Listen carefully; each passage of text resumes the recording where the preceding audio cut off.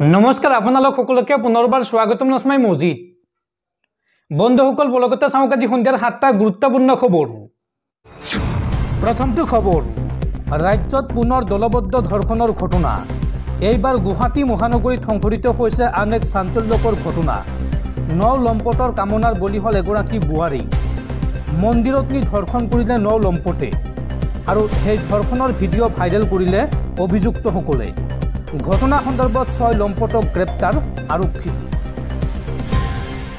গুৱাহাটী মহানগৰীত পুনৰ জঘন্য কাণ্ড 9জনীয়া লম্পটৰ দলে সংঘটিত কৰিলে এক লজ্জাজনক ঘটনা কুকৰ্ম কৰি ভিডিঅ' আবদ্ধ কৰিলে কেমেৰাত আৰু সেই ভিডিঅ' ভাইৰেলৰ পিছতেই সমগ্ৰ গুৱাহাটী মহানগৰীত চাঞ্চল্য বৰাগাঁও নিজৰাপাৰৰ দুৰ্গা মন্দিৰ প্ৰাংগণত সংঘটিত হৈছে এই নিৰ্লজ্জ ঘটনা কুকৰ্ম কৰি আৰক্ষীৰ জালত পৰিছে কুলদীপ পিংকু মৃণাল গগন বিজয় আৰু সৌৰভ এই 6গৰাকী অভিযুক্তক গ্ৰেপ্তাৰ কৰিছে আৰক্ষীয়ে আৰু বৰ্তমানৰ মুকলি আকাশৰ তলত 3 মূল অভিযুক্ত ক্ৰমে ৰবীন দাস দীপাংকৰ আৰু কৃষ্ণ আৰু এই সমগ্ৰ ঘটনা কেন্দ্ৰ কৰি চাঞ্চল্য গুৱাহাটী মহানগৰীত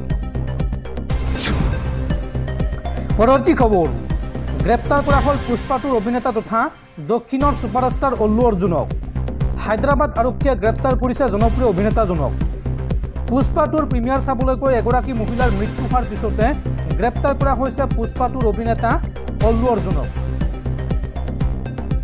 গ্ৰেপ্তাৰ হল দক্ষিণৰ সুপাৰষ্টাৰ অল্লু অৰ্জুন হায়দৰাবাদ আৰক্ষীয়ে গ্ৰেপ্তাৰ কৰিছে জনপ্ৰিয় অভিনেতাজনক জুবলি হিলছৰ বাসগৃহত উপস্থিত হয় অল্লুক গ্ৰেপ্তাৰ কৰে আৰক্ষীয়ে চিকাদ্দপল্লী আৰক্ষী থানালৈ অভিনেতাজনক লৈ যোৱাৰ খবৰ আহিছে বৰ্তমান সন্ধ্যা থিয়েটাৰৰ ঘটনাত পুষ্পাৰ অভিনেতাজনক গ্ৰেপ্তাৰ কৰা হৈছে উল্লেখযোগ্য যে বিগত 4 ডিচেম্বৰত পুষ্পাটুৰ প্ৰিমিয়াৰৰ দিনা হৈছিল অভাৱনীয় ভিৰ আৰু সন্ধ্যা থিয়েটাৰত পদপিষ্ট হৈ মৃত্যুক সাৱটিছিল এগৰাকী মহিলাই লগতে মহিলাগৰাকীৰ 9 বছৰীয়া পুত্ৰও গুৰুতৰভাৱে আহত হৈছিল এই ঘটনাত আৰু মৃত্যু হোৱা মহিলাগৰাকীৰ পৰিয়ালে দাখিল কৰিছিল এজাহাৰ আৰু এজাহাৰৰ ভিত্তিত এতিয়া গ্ৰেপ্তাৰ কৰা হৈছে পুষ্পাটুৰ অভিনেতা অল্লু অৰ্জুনক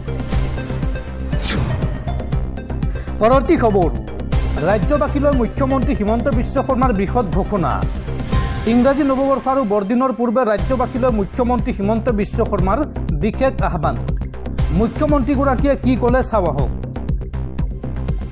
উৎসৱৰ আনন্দৰ মাজতে পাহৰি নাযাব নিজৰ দায়িত্ব ইংৰাজী নৱবৰ্ষ আৰু বৰদিনৰ আনন্দৰ পূৰ্বে ৰাজ্যবাসীলৈ পৰামৰ্শ মুখ্যমন্ত্ৰী হিমন্ত বিশ্ব শৰ্মাৰ ৰাজ্যত সংঘটিত দুৰ্ঘটনা ৰোধ কৰিবলৈ ৰাজ্যবাসীয়ে মানিব লাগিব কেইবাটাও নিয়ম শীতৰ কুঁৱলীৰ মাজত বাহন চলাওঁতে হ'ব লাগিব সাৱধান এই সময়ছোৱাত সকলোকে হেলমেট পৰিধান কৰাৰ পৰামৰ্শ মুখ্যমন্ত্ৰীৰ আৰু সুৰাপান কৰি বাহন নচলাবলৈ আহ্বান মুখ্যমন্ত্ৰীৰ 4চকীয়া বাহনত সিট বেল্ট পৰিধান কৰি বাহন চলোৱাৰ পৰামৰ্শ 2024 বৰ্ষৰ 3 জানুৱাৰীৰ দেৰগাঁৱৰ ভয়ংকৰ দুৰ্ঘটনা খুঁৱৰি আবেগিক হৈ পৰিল মুখ্যমন্ত্ৰী বনভোজলৈ যোৱাৰ সময় পৰিৱৰ্তন কৰাৰ আহ্বান মুখ্যমন্ত্ৰীৰ প্ৰচণ্ড কুঁৱলীৰ মাজত বাহন উলিয়াই নিয়াৰ ক্ষেত্ৰত সকলোকে সাৱধান হ'বলৈ পৰামৰ্শ মুখ্যমন্ত্ৰী হিমন্ত বিশ্ব শৰ্মাৰ আৰু বনভোজলৈ যোৱা বাহনৰ চালকে টোপনি ক্ষতি নকৰিব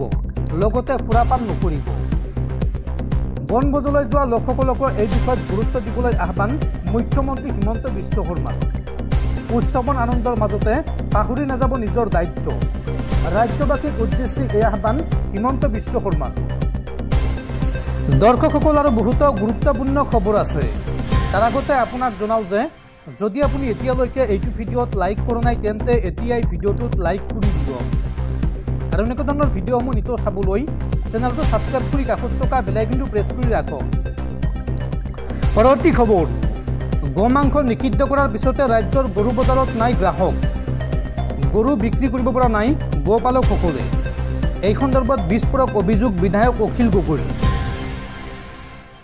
বিশেষ মাংস ৰাজ্যত নিষিদ্ধ কৰাৰ পিছতে গৰু বজাৰত নাই গ্ৰাহক গৰু বিক্ৰী কৰিব পৰা নাই গোপালকসকলে শিৱসাগৰৰ বিধায়ক অখিল গগৈৰ এই সন্দৰ্ভত বিস্ফোৰক অভিযোগ গৰুৰ বৃহৎ বজাৰ ৰাজমাই বজাৰত এতিয়া কোনেও গৰু ক্ৰয় নকৰে। গৰু বিক্ৰী কৰিব নোৱাৰি এতিয়া বিপদত পৰিছে একাংশ কৃষক। নিজৰ পৰিয়াল পোহপাল দিয়াত সমস্যাৰ সন্মুখীন হৈছে গোপালকসকল। হাহাকাৰ কৰিছে শিৱসাগৰ জিলাৰ খেতিয়কসকলে, কিয়নো খেতিৰ পিছত গোপালনে হৈছে আটাইতকৈ ডাঙৰ ব্যৱসায়। এই বিস্ফোৰক অভিযোগ উত্থাপন কৰে বিধায়ক অখিল গগৈয়ে। পৰৱৰ্তী খবৰ, ৰাজ্যৰ লাখ লাখ পিএফ একাউণ্টৰ গৰাকীলৈ ভাল খবৰ। এতিয়াৰ পৰা এটিএমৰ পৰা উলিয়াব পাৰিব পিএফৰ ধন। পিএফৰ ধন উলিয়াবলৈ আপুনি যাব নালাগে কাৰ্যালয়লৈ। কেনেকৈ এটিএমৰ জৰিয়তে ধন উলিয়াব পাৰিব আপুনি চাওঁ আহক। আপুনি এতিয়াৰ পৰা এটিএমৰ পৰা উলিয়াব পাৰিব পিএফৰ ধন। অহা জানুৱাৰী মাহৰ পৰা দেশত কাৰ্যকৰী হ'ব এই সুবিধা আৰু আপুনি এই সুবিধা লাভ কৰিব। দেশৰ কোটি কোটি ইপিএফৰ উপভোক্তাসকলৰ বাবে এই ডাঙৰ খবৰ। এজন হিতাধিকাৰী বা বীমাকৃত লোকে এতিয়া এটিএমৰ যোগেদি ধন উলিয়াব পাৰিব। শ্ৰম মন্ত্ৰালয়ৰ সচিব সুমিতা দাৱৰাই প্ৰকাশ কৰিছে এই কথা। কেনেকৈ এটিএমৰে উলিয়াব পাৰিব পিএফৰ ধন চাওঁ আহক। একাউণ্টৰ গৰাকীক প্ৰদান কৰা হ'ব এখন বিশেষ পিএফ কাৰ্ড আৰু এই পিএফ কাৰ্ডখনে এটিএমৰ দৰে কাম কৰিব। পিএফ কাৰ্ডখন বেংকৰ একাউণ্টৰ সৈতে লিংক হৈ থাকিব আৰু পিএফ বেলেঞ্চৰ 50% ধনহে এবাৰত উলিয়াব পাৰিব গৰাকীয়ে। এই সুবিধাৰ বাবে পিএফৰ ধনৰ বাবে বাৰে বাৰে গৰাকীয়ে অফিচলৈ যাব নালাগে। উপভোক্তাই যিকোনো সময়ত যিকোনো স্থানত উলিয়াব পাৰিব পিএফৰ ধন। 2025 জানুৱাৰীৰ পৰা কাৰ্যকৰী হ'ব এই নতুন নিয়ম। পৰৱৰ্তী খবৰ, RBI অৰ্থাৎ ভাৰতীয় ৰিজাৰ্ভ বেংকৰ মুখ্য কাৰ্যালয় বোমাৰে উৰুৱাই দিয়াৰ ভাবুকি দুৰ্বৃত্তৰ। ৰুছ ভাষাত এটা ইমেইল ৰিজাৰ্ভ বেংকলৈ প্ৰেৰণ কৰি এই ভাবুকি দিছে এটা অজ্ঞাত চক্ৰই। এই ইমেইল লাভ কৰাৰ পাছতে ৰিজাৰ্ভ বেংকৰ নিৰাপত্তাৰ দিশটো অধিক কটকটীয়া কৰি তোলা হৈছে। ভাৰতীয় ৰিজাৰ্ভ বেংকৰ মুখ্য কাৰ্যালয় এইবাৰ বোমাৰে উৰুৱাই দিয়াৰ ভাবুকি প্ৰদান কৰা হৈছে। ৰুছ ভাষাত এটা ইমেইল ৰিজাৰ্ভ বেংকলৈ প্ৰেৰণ কৰি এই ভাবুকি প্ৰদান কৰিছে এক অজ্ঞাত চক্ৰই। এই ইমেইল লাভ কৰাৰ পাছতে ৰিজাৰ্ভ বেংকৰ নিৰাপত্তাৰ দিশটো অধিক কটকটীয়া কৰি তোলা হৈছে। উল্লেখ কৰা প্ৰয়োজন যে এই সমগ্ৰ ঘটনাক লৈ আৰক্ষীয়ে গোচৰ ৰুজু কৰাৰ পাছতে ক্ৰাইম ব্ৰাঞ্চে আৰম্ভ কৰিছে তদন্ত। অৱশ্যে কোনো দুষ্ট চক্ৰই ষড়যন্ত্ৰ কৰি ভীতিগ্ৰস্ত কৰিবলৈ এনে ইমেইল প্ৰেৰণ কৰা বুলি সদৰি কৰিছে আৰক্ষীয়ে। অচিৰে সেই দুষ্ট চক্ৰ আৰক্ষীৰ জালত পৰিব বুলিও সদৰি কৰিছে ক্ৰাইম ব্ৰাঞ্চে। উল্লেখযোগ্য যে ইয়াৰ পূৰ্বেও ৰিজাৰ্ভ বেংকক বোমাৰে উৰুৱাই দিয়াৰ ভাবুকি প্ৰদান কৰিছিল দুষ্ট চক্ৰই। যোৱা নৱেম্বৰ মাহতে এটা অজ্ঞাত ফোন নম্বৰৰ পৰা ফোন কৰি ৰিজাৰ্ভ বেংক উৰুৱাই দিয়াৰ ভাবুকি প্ৰদান কৰিছিল দুষ্ট চক্ৰই। পৰৱৰ্তী খবৰ, দেশত পুনৰ ভয়ংকৰ অগ্নিকাণ্ডৰ ঘটনা। এইবাৰ তামিলনাডুৰ ডিণ্ডিগুলত ভয়ংকৰ অগ্নিকাণ্ড। এখন ব্যক্তিগত চিকিৎসালয়ত জুই লাগি 7 গৰাকী লোকৰ মৃত্যু। নিহতসকলৰ ভিতৰত আছে এটি শিশু, 3 গৰাকী মহিলা। লগতে আহত হৈছে আন কেইবাগৰাকীও লোক। আহত 3 গৰাকী লোকৰ অৱস্থা বৰ্তমান অতি সংকটজনক। আন এখন চিকিৎসালয়লৈ স্থানান্তৰ কৰা হৈছে ৰোগীসকলক আৰু চিকিৎসালয়খনত আবদ্ধ হৈ থকা প্ৰায় 100 গৰাকী লোকক উদ্ধাৰ কৰা হৈছে এই পৰ্যন্ত। পৰৱৰ্তী খবৰ, ৰাজ্যবাসীলৈ ভাল খবৰ। এই মাহতে ৰাজ্যৰ হাজাৰ হাজাৰ পৰিয়ালে লাভ কৰিব চৰকাৰী ঘৰ। ৰেচন কাৰ্ড থাকিলে চৰকাৰী পকী ঘৰ লাভ কৰিব প্ৰতিগৰাকী লোকে। PMAY পকী ঘৰক লৈ চৰকাৰৰ বৃহৎ ঘোষণা। চলিত মাহতে ৰাজ্যৰ হাজাৰ হাজাৰ পৰিয়ালে লাভ কৰিব চৰকাৰী ঘৰ। ডিচেম্বৰ মাহত PMAY পকী ঘৰ লাভ কৰিব ৰাজ্যৰ 60,000 পৰিয়ালে। ৰেচন কাৰ্ড থাকিলে চৰকাৰী পকী ঘৰৰ বাবে কৰিব পাৰিব আবেদন আৰু ডিচেম্বৰতে পঞ্চায়ত সচিবক ঘৰ প্ৰদান কৰি শেষ কৰিবলৈ নিৰ্দেশ চৰকাৰৰ। ঘৰ প্ৰদান কৰি শেষ কৰিব নোৱাৰিলে পঞ্চায়ত সচিবক বদলিৰ হুংকাৰ। 60,000 বাদ পৰি ৰোৱা ঘৰ প্ৰদান কৰি শেষ কৰিবলৈ নিৰ্দেশ চৰকাৰৰ আৰু লগতে নতুনকৈ 1,70,000 ঘৰ অতি সোনকালে প্ৰদান কৰাৰ আশ্বাস ৰাজ্য চৰকাৰৰ। মুঠ 7 লাখ লোকক ঘৰ দিয়াৰ লক্ষ্য হিমন্ত বিশ্ব শৰ্মা চৰকাৰৰ। প্ৰধানমন্ত্ৰী আৱাস যোজনা আৰু মুখ্যমন্ত্ৰী আৱাস যোজনাৰ অধীনত এই ঘৰসমূহ লাভ কৰিব ৰাজ্যবাসীয়ে। PMAYৰ পকী ঘৰক লৈ মন্ত্ৰী ৰঞ্জিত কুমাৰ দাসৰ এই ডাঙৰ ঘোষণা আৰু যোগ্যজনে ঘৰ নাপালে পঞ্চায়ত সচিবৰ বিৰুদ্ধে ব্যৱস্থা গ্ৰহণ কৰাৰ হুংকাৰ ৰাজ্যৰ পঞ্চায়ত আৰু গ্ৰামোন্নয়ন বিভাগৰ মন্ত্ৰী ৰঞ্জিত কুমাৰ দাসৰ। পৰৱৰ্তী খবৰ, গুগল পে, ফোনপে, পেটিএম ব্যৱহাৰকাৰীলৈ ভাল খবৰ।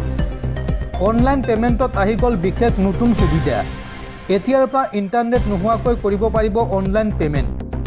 গ্ৰাম্য অঞ্চলত নেটৱৰ্কৰ সমস্যা থাকিলেও আৰু চিন্তা নাই। অনলাইন পেমেণ্টত আহি গ'ল বিশেষ নতুন সুবিধা। এতিয়াৰ পৰা ইণ্টাৰনেট নোহোৱাকৈ কৰিব পাৰিব অনলাইন পেমেণ্ট। গ্ৰাম্য অঞ্চলত নেটৱৰ্কৰ সমস্যা থাকিলেও আৰু চিন্তা নাই। অফলাইন পদ্ধতিৰে কৰিব পাৰিব ধনৰ লেনদেন। UPI লাইটে লৈ আহিছে বিশেষ সুবিধা। পূৰ্বে এই লেনদেনৰ সীমা আছিল 1000 টকা। ভাৰতীয় ৰিজাৰ্ভ বেংকে 5000 টকা পৰ্যন্ত বৃদ্ধি কৰিছে এই লেনদেনৰ সীমা। প্ৰতিবাৰত 1000 টকা পৰ্যন্ত লেনদেন কৰিব পাৰিব UPI লাইটৰ জৰিয়তে। আপোনাৰ অঞ্চলত ইণ্টাৰনেট সেৱা উপলব্ধ নহ'লেও কৰিব পাৰিব ধনৰ লেনদেন। আনহাতে UPI 1 to 3 পেৰেও কৰিব পাৰিব লেনদেন। ইয়াৰ বাবে দিব নালাগে কোনো বিশেষ মাচুল। IVR নম্বৰৰ জৰিয়তে ভইচ পেমেণ্ট কৰিব পাৰিব আপুনি। মিছ কলৰ জৰিয়তেও পেমেণ্ট কৰাৰ আছে সুবিধা। UPI 1 to 3 পেৰ জৰিয়তে 5000ৰ পৰা 10000 টকা প্ৰতিবাৰত লেনদেন কৰিব পাৰিব। আধাৰ OTPৰ জৰিয়তেও UPI 1 to 3 পেত লেনদেন কৰিব পাৰিব। UPI 1 to 3 পেৰ সৈতে কিদৰে লিংক কৰিব আপোনাৰ একাউণ্ট চাওঁ আহক। আপুনি প্ৰথমে IVR নম্বৰত কল কৰিব লাগিব। দ্বিতীয়তে ভাষা বাছনি কৰিব লাগিব আৰু তৃতীয়তে বেংক একাউণ্ট পঞ্জীয়ন কৰক। চতুৰ্থতে আপোনাৰ ডেবিট কাৰ্ডৰ তথ্য দাখিল কৰক। পঞ্চমতে UPI পিন দিয়ক। আপুনি নিজৰ মতে এটা UPI পিন দিয়ক আৰু ইয়াৰ পিছতে আপোনাৰ মোবাইলত মেছেজ আহিব। UPI 1 to 3 পেৰ সৈতে আপোনাৰ বেংক একাউণ্ট লিংক হোৱা বুলি এই মেছেজটো আহিব। ডিজিটেল পেমেণ্টৰ অধিক প্ৰসাৰৰ বাবে এই নতুন ব্যৱস্থা হাতত লোৱা হৈছে। পৰৱৰ্তী খবৰ, ৰাজ্যত পুনৰ চলিল হিমন্ত চৰকাৰৰ বুলডোজাৰ। এইবাৰ পুনৰবাৰ 44টা পৰিয়ালক উচ্ছেদ চলালে প্ৰশাসনে আৰু এই উচ্ছেদক কেন্দ্ৰ কৰি অপ্ৰীতিকৰ পৰিস্থিতি। বেদখলকাৰীৰ বিৰুদ্ধে পুনৰ কঠোৰ হৈছে প্ৰশাসন। আকৌ চলিল প্ৰশাসনৰ বুলডোজাৰ। গৃহহাৰা হ'ল 44টা পৰিয়াল। পুৱাৰে পৰা চলিছে প্ৰশাসনৰ বৃহৎ উচ্ছেদ অভিযান। উচ্ছেদস্থলীত উত্তপ্ত পৰিস্থিতি আৰু উচ্ছেদ চলোৱাৰ পিছতে কান্দোনত ভাগি পৰিছে উচ্ছেদিত পৰিয়ালসমূহ। গোৱালপাৰাৰ পঞ্চৰত্নত চলিছে প্ৰশাসনৰ এই উচ্ছেদ অভিযান।